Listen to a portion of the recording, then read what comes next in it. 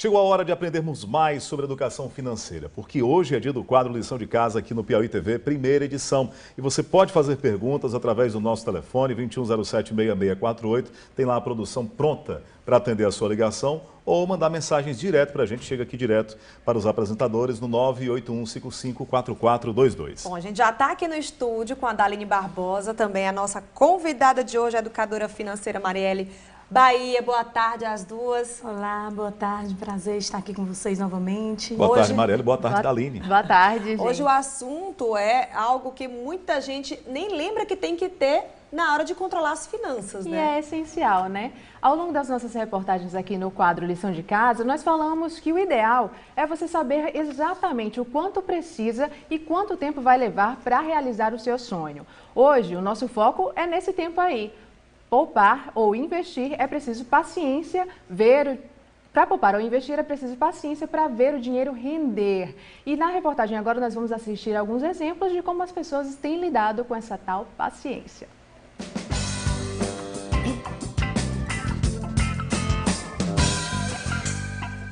Daí que você vem acompanhando o quadro Lição de Casa nas últimas semanas e decidiu. Vai começar a se livrar das dívidas e poupar. Mas como é que é de verdade esse processo de tirar uma parte do que você ganha, que antes costumava usar, gastar, para agora passar a reservar? Bom, nós vamos falar hoje do valor da sua paciência na hora de resistir a promoções, por exemplo, uma blusa bonita na loja.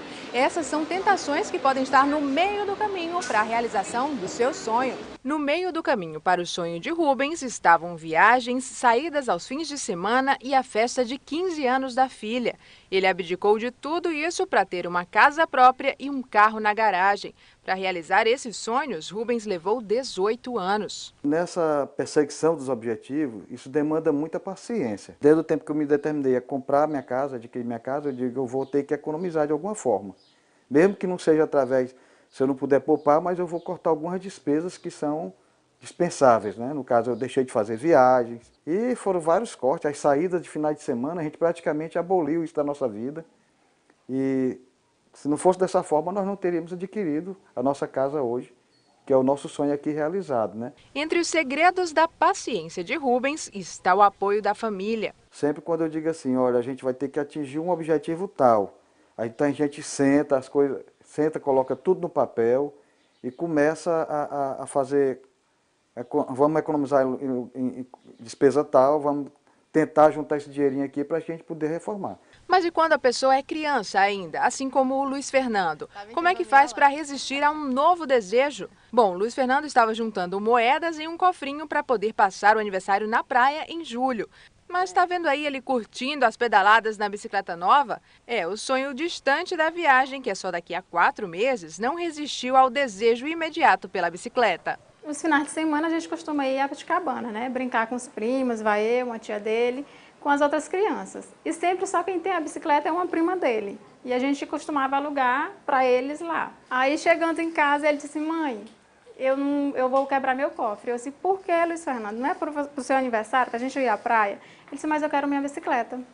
Eu disse, mas ainda não dá. Aí a tia dele disse, bom, não dá porque vocês querem comprar a bicicleta. Tem lugares que vendem bicicleta usada boa, seminova. Ele andou para o pai dele, foi lá numa loja no Disseu, onde vendia seminovas, mas não tinha que desse nele, né, o tamanho para ele. Já saiu de lá zangado.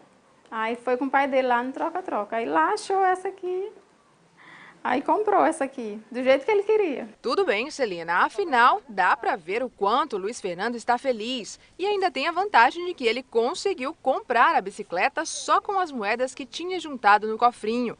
Ainda há muito tempo para ele aprender que para conquistar os sonhos que são realmente especiais e valiosos em nossas vidas, às vezes é preciso adiar a recompensa pelo esforço de poupar. O educador financeiro Eduardo Miranda explica ainda como evitar a frustração nesse processo. O que a gente alerta é que a pessoa tem que ter 3 sonhos.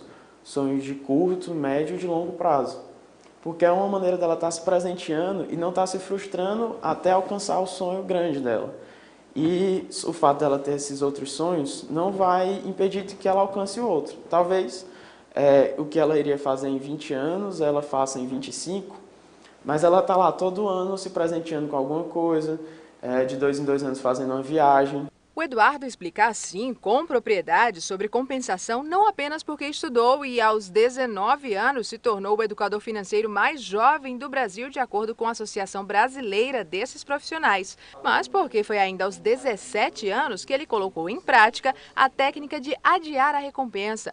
O sonho era ter um carro, mas ele também queria um investimento. Aí, com o dinheiro que eu iria comprar o carro, eu construí uma casa lá, popular, e passei 2 meses morando em Piracuruca, dezembro e janeiro, né, os meses das minhas férias, eu fui morar em Piracuruca para construir essa casa, para gerenciar a construção. Depois eu vendi a casa, paguei o terreno para o meu avô, e o que sobrou, o lucro, eu comprei meu primeiro investimento, comprei um CDB. E só para a gente voltar a falar dos mais jovens ainda, conhecemos Gabriel, que com apenas 8 anos de idade é exemplo de determinação. Desde o ano passado, ele está juntando parte do dinheiro da mesada para comprar um tablet em dezembro deste ano. Ele sabe direitinho o quanto ganha e o quanto tem que guardar para poder ter o suficiente para comprar o que quer. Se é difícil? É fácil, porque eu quero aquela coisa, então eu preciso tirar aquela metade para eu conseguir. E aquela outra metade, quando eu for passear, eu preciso daquela outra metade também. Para quando eu for no shopping, eu compro alguma coisa, eu lanche da escola. Quando a gente economiza, como eu falei, fica mais fácil a pessoa pensar que vai conseguir. Olha a propriedade com que ele fala, né? Das finanças pessoais dele. Muito bem, viu, Gabriel? Todos nós queremos conversar mais com você depois. Já é praticamente um especialista. Marielle, mas eu queria que a gente começasse a conversar falando sobre quem está começando a poupar agora. A pessoa não tinha esse hábito e aí vai passar a poupar. E é comum algumas pessoas acharem até assim, eu vou tirar parte do que eu já usava, parte do que eu tenho, tirar de mim mesmo para poder reservar. Como é que a gente lida com isso? Daline, eu tive uma pessoa, né, fazendo um programa de educação financeira com eles que disse assim, eu tô achando que eu tô roubando de mim mesma, né? Por quê? Porque ele não tinha esse hábito, então ele estava tirando um dinheiro que ele achava que poderia estar gastando com alguma coisa que fosse importante para ele e ele estava guardando. Mas aí, o que a gente deve fazer? Na realidade, quando você participa daquela questão que nós já conversamos do diagnóstico, que você elabora os 3 sonhos, você começa a ter prazer em poupar, porque a partir do momento que você tira, logo no início você tirou, mas logo após que você realizar, aquilo se torna um prazer para você. Né? Então, consequentemente, você consegue realizar todos esses sonhos e aí você quer multiplicar isso, fazer isso rotina na sua vida. Essa criança, por exemplo, que inclusive já tem educação financeira na escola, né? Esse hábito que ele está criando com certeza vai servir para o futuro. Ele tem prazer em guardar, porque ele está realizando esse sonho dele. A gente sempre está falando aqui de prazos, de curto, médio e longo prazo para você realizar os seus sonhos, né? Isso. Agora, para você conseguir concretizar e chegar até o sonho de longo prazo, você tem que abortar, a regra é essa, o segredo é esse, abortar aqueles sonhos imediatistas que não estão no meio de nenhum dos 3 sonhos, nem o de curto, nem o de médio, nem o de longo prazo? Não. Na realidade, o processo é você fazer um diagnóstico da sua vida financeira, do jeito que você vai, quando vai ao médico, você não tem que ver como é que você está, e você faz um diagnóstico. Dentro desse diagnóstico, você vai entender onde é que você está exagerando, e isso é natural. Eu vejo algo que estou gastando demais, por exemplo, com lanches. Né? Então, eu tomo uma decisão de que ao invés de gastar, sei lá, 500, vou gastar só 250, porque esses outros 250 vai servir para o meu sonho de curto, médio e longo prazo. Esses 3 sonhos, eles têm que ser juntos. Não posso ter um e deixar para o último. Né? Então, eu tenho sempre que ter o de curto, de médio e de longo, agora que estejam dentro do meu orçamento. O segredo está aí. Eu tenho um orçamento que caiba no meu bolso. Marielle, além de educadora financeira, você é psicóloga, então dá para a gente abordar um tema assim, como resistir à compulsão pelas compras, ou aquela tentação, uma promoção, principalmente no caso das mulheres. Daline, isso é muito interessante. As pessoas costumam dizer assim,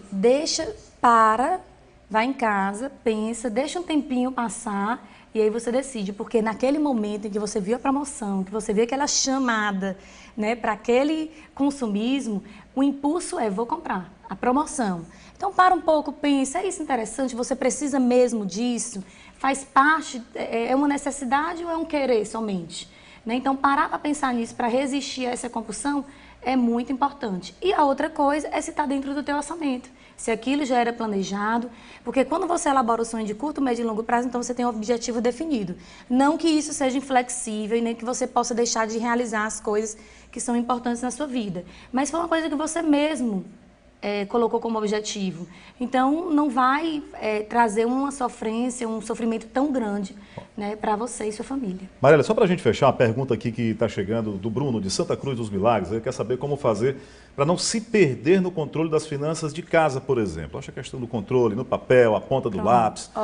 Quais são as dicas para essas despesas de casa? Primeira coisa que ele tem que fazer, como nós já falamos, é um diagnóstico. Ele faz um levantamento durante 30 dias, separando por tipos de despesas. Tipo, supermercado é uma, energia é outra, criança é outro, cada tipo de despesa. E logo depois fazer esse orçamento, né? Saber o que é que cabe no bolso dele, saber o que é que dá para cortar e saber o que é que dá para continuar, né? Então é importante que ele faça esse orçamento e que isso fique claro não somente para ele, mas para a família dele como um todo. Isso é muito importante. Chama os filhos, chama Apresenta a esposa. Depois do diagnóstico. Olha, a realidade é essa. A realidade é essa. E as mudanças necessárias são essas também. Exatamente. Aí juntos eles formatam um objetivo. E isso dá força e motivação para que eles continuem. Pois, Marielle, agradeço as suas informações, sempre úteis. Na semana que vem, gente, a gente vai falar sobre investimentos. Se você tem dúvidas sobre onde investir, qual o melhor investimento, manda pra gente, manda um e-mail para liçãodecasa@tvclube.com.br. Se você tem perguntas também para a nossa convidada de hoje, pode mandar para esse e-mail que a Daline divulgou agora, liçãodecasa@tvclube.com.br, que a gente repassa todas para a Marielle, ela já se comprometeu com a gente em respondê-las. Com todo prazer. Obrigada às duas, boa tarde a vocês. Obrigado.